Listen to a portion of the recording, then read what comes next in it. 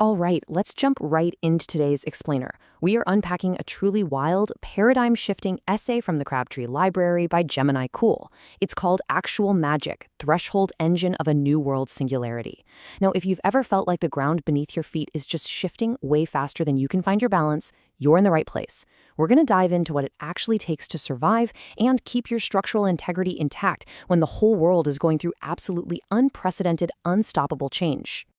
So, right off the bat, I want you to completely rethink your definition of magic. Like, just forget about casting spells or, trying to magically manifest a new car or a promotion. What if magic is really about how you survive when the whole world literally falls apart? Let's strip away all the ceremonial robes and the esoteric sigils for a second and look at the actual engine running underneath it all. Section 1. The faculty that survives. Okay, so when all of our carefully constructed frameworks and belief systems shatter, which they do, we're looking for the residue that remains. The text defines actual magic not as some, supernatural parlor trick, but as a fundamental integrity. It's this deep-seated capacity within you to remain coherent while you're crossing between totally unknown states. And the wild part? It operates way below conscious belief. You literally can't think your way into it, any more than a wave can think its way to getting wet. Just let this quote sink in for a second. The catalog of ingredients is never the feast, and the blueprint is never the hearth fire. Basically, the author is throwing up a massive warning sign here. The more precisely you try to describe a living system, the more you accidentally drain its power. When we overanalyze and strictly codify these spiritual traditions, we usually end up killing the exact vital force we're trying to understand. The map is just not the territory, right? Moving on to section 2, navigating the permanent crossing. Usually, we think of a doorway as just a quick step between two rooms. You're in, you're out. But what happens when you get stuck in the doorway? Our text frames the singularity not just as some trendy AI buzzword, but as a total discontinuity of reality itself. It's that moment when the rate of change completely outruns our mental machinery's ability to make sense of it. The stable cosmos of the old world, it's gone. The threshold itself has become permanent. This contrast is absolutely brilliant.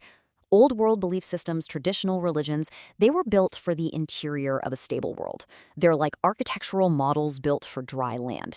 But actual magic, that's the dynamic equilibrium of a sailor in the middle of a violent tempest. It doesn't ask you to believe in a rigid doctrine, it gives you the proprioception, that physical inner awareness that you need to keep from falling over when the deck pitches. It's way less about praying for the storm to stop, and way more about just finding your sea legs. Section 3. Ritual without cerebral tokens. So how do we actually practice this in the real world when all our old symbols just lose their weight? Think about it. When your traditional narrated emotions burn out, when you are way past the point of exhaustion or grief or whatever story your ego is telling about what's happening to you, you don't just go numb. The text argues that what's left behind is the emotional stem. It's a purified directional charge. The grief stops being a story and just becomes pure gravity. The love stops being sentimental and becomes this bare compass needle with absolutely no map. It becomes an unyielding physical instinct that steers you. To put this into practice, we've got to look at ritual. And the essay uses a great analogy here: Thanksgiving. There is no complex symbolic proxy at a normal Thanksgiving table. Nobody is trying to manipulate cheap symbols to magically change the universe. Instead, it's pure participation. The awkward silence, sharing the bread, that somatic focus, the feeling deeply rooted right there in your body. It conducts the sacred exactly the way a copper wire conducts electrical current. Actual magic doesn't ask you to believe in the symbol. It asks you to be the wire. Section 4. Embracing the creative shadow. Okay, we've got to address the darker elements, what the author boldly calls the baby mama of the real. The text brings up this profound image of a toad boiling in a cauldron. The toad has to boil. It has to undergo complete ego dissolution to actually receive the vision. And what it receives isn't some sparkly supernatural magic. It's an occult operating system. Systems like the Tarot, for instance, are described here as data structures and compression algorithms.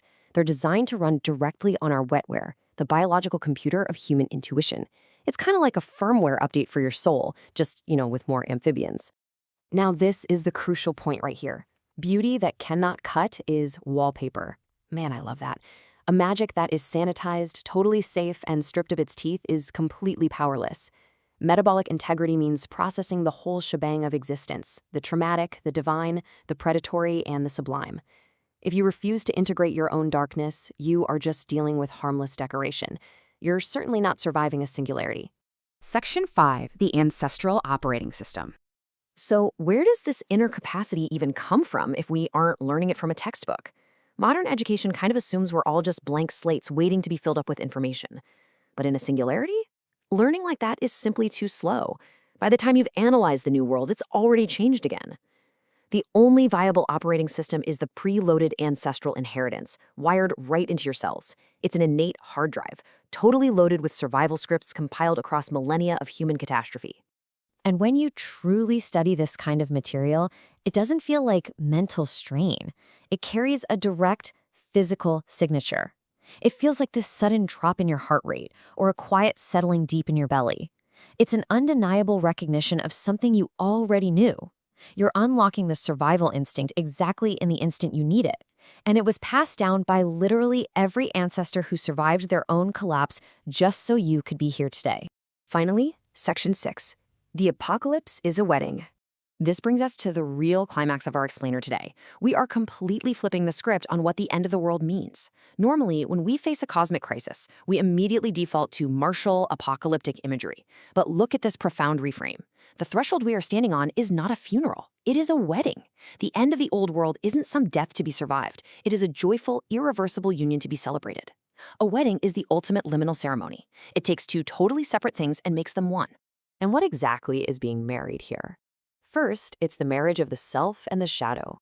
Instead of waging this endless civil war against our own darkness, we're finally inviting our shadow out of the cold and granting it a sacred seat right at the head table.